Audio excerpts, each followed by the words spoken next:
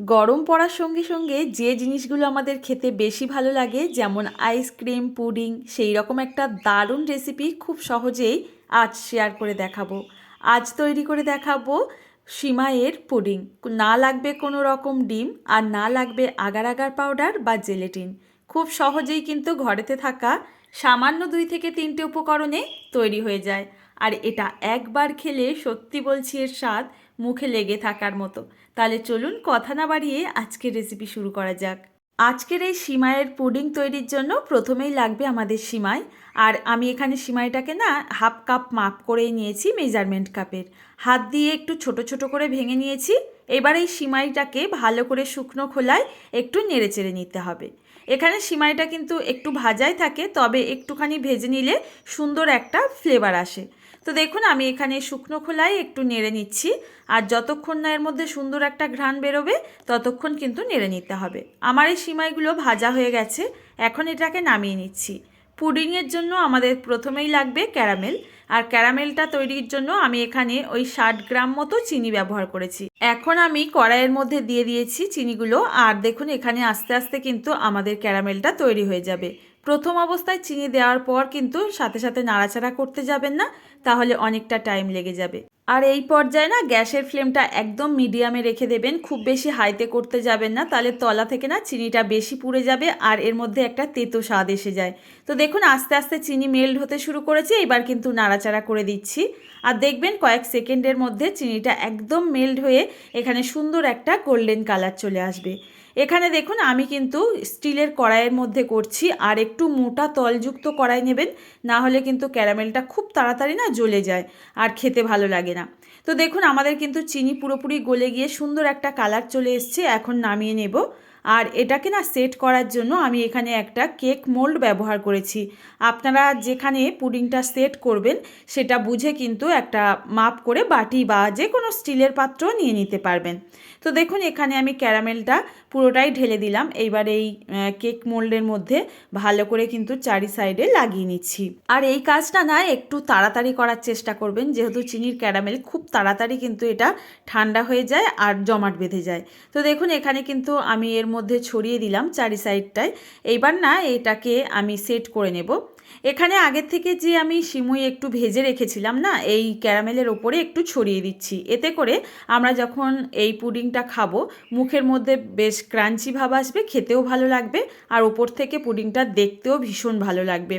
তো দেখুন এইভাবে কিন্তু আমি রেখে এটাকে সাইডে রেখে দিচ্ছি, এটা আমাদের পরে কাজে লাগবে।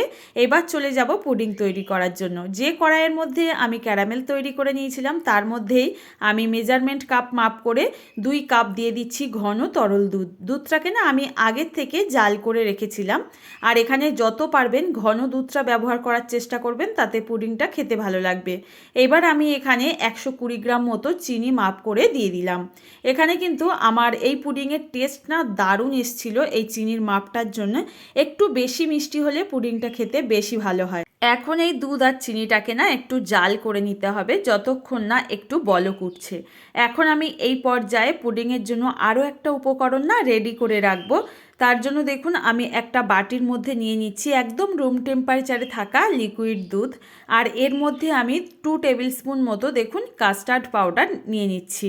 এখানে আমি ওই হাফ কাপ যে সিমাই ব্যবহার করেছি আর 2 কাপ দুধের জন্য কিন্তু এখানে 2 টেবিল চামচ এখানে কাস্টার্ড ব্যবহার করছি। এতে মাপটা কিন্তু একদম পারফেক্ট হয়েছিল। আপনারা কিন্তু সমস্ত উপকরণ না একটু মাপ করে নেওয়ার চেষ্টা করবেন, তাহলে দেখবেন পুডিংটা খেতে ভালো লাগবে আর পারফেক্ট তৈরি হবে। এখানে বলে রাখি কোনো রকম না আগার আগার পাউডার, জেলেটিন কিচ্ছু লাগবে না, শুধুমাত্র ঘরেতে থাকা এই 2 থেকে 3টে উপকরণেই কিন্তু দারুণ স্বাদের এই পুডিংটা তৈরি হয়ে যায়। তো দেখুন দুধের বলক কিন্তু উঠে গেছে, যে ক্যারামেলটা ছিল এর জন্য সুন্দর একটা কিন্তু কালার এসছে দুধের মধ্যে। এবার আমি এখানে ভেজে রাখা সিমুইগুলো অ্যাড করে দিচ্ছি। এখন এই সিমুইগুলো দেওয়ার সাথে সাথে কিন্তু কন্টিনিউ নাড়াচাড়া করে যাব। আর যতক্ষণ না সিমুইগুলো একদম নরম হয়ে সেদ্ধ হয়ে যাচ্ছে এইভাবে কিন্তু আমাদের সেদ্ধ করে নিতে হবে। আর এখানে না গ্যাসের ফ্লেমটা খুব বেশি হাইতে দেওয়ার দরকার নেই, তাহলে দুধটা কিন্তু ঘন হয়ে যাবে, তখন এই আমাদের পুডিংটা খুব ভালো হবে না। তো এখানে দেখুন আমি কনস্ট্যান্ট কিন্তু নাড়াচাড়া করে সিমুইটা যতক্ষণ না নরম হয়ে সেদ্ধ হয়ে যাচ্ছে এইভাবে সেদ্ধ করে নিচ্ছি। তারপর দেখুন আগের থেকে যে দুধ আর এখানে কাস্টার্ডের মিশ্রণ তৈরি করে রেখেছিলাম সেটাকে আবারও ভালো করে একটু মিশিয়ে নিয়ে এক হাত দিয়ে এই যে মিশ্রণটা ঢালবো আর এক হাত দিয়ে কিন্তু কনস্ট্যান্ট এই আমাদের সিমুই আর দুধের মিশ্রণটা নাড়াচাড়া করে যেতে হবে। একদিক দিয়ে ঢেলে সাথে সাথেই কিন্তু নাড়াচাড়া করে দুধের মধ্যে মিশিয়ে নেবেন, না হলে কিন্তু দলা পাকিয়ে যাবে আর এটা একদমই খেতে ভালো লাগবে না।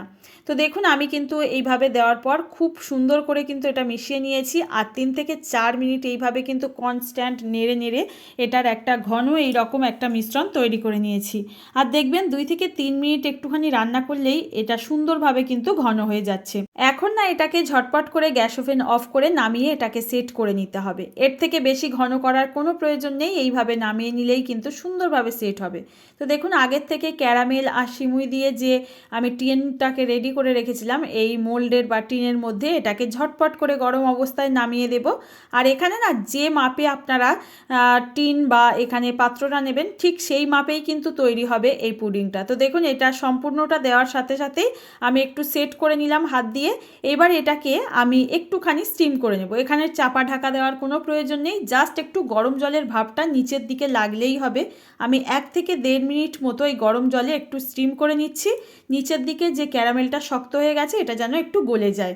তো দেখুন এটা আমি 1 থেকে 1.5 মিনিট পর আমি ওভেন থেকে নামিয়ে এটাকে একটুখানি রুম টেম্পারেচারে ঠান্ডা করে নিতে হবে।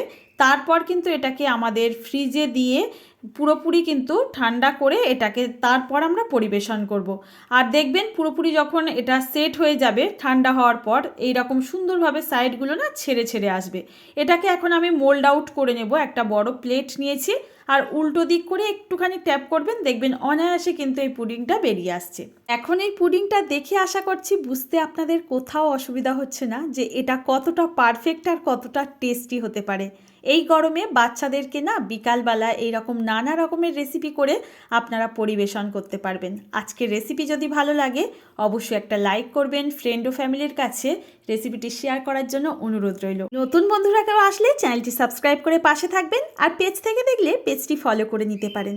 তো বন্ধুরা সত্যি বলছি একদম মন প্রাণ ঠান্ডা করার মতো দারুণ একটা রেসিপি। আপনাদের কাছে অনুরোধ রইল একবার বানিয়ে দেখার জন্য। বাচ্চা থেকে বড় যে একবার খাবে এই সিমুইয়ের প্রেমে পড়ে যাবে। সত্যি বলছি এই রকম সিমুইয়ের রেসিপি আমি আগে কখনো খাইনি, এই রকম রেসিপি একটা বানানোর পর বুঝতে পারলাম। তো আজ বন্ধুরা এখানে বিদায় নেব, দেখা হবে নতুন কোনো সহজ রেসিপিতে। ভিডিওটির সঙ্গে থাকার জন্য ধন্যবাদ।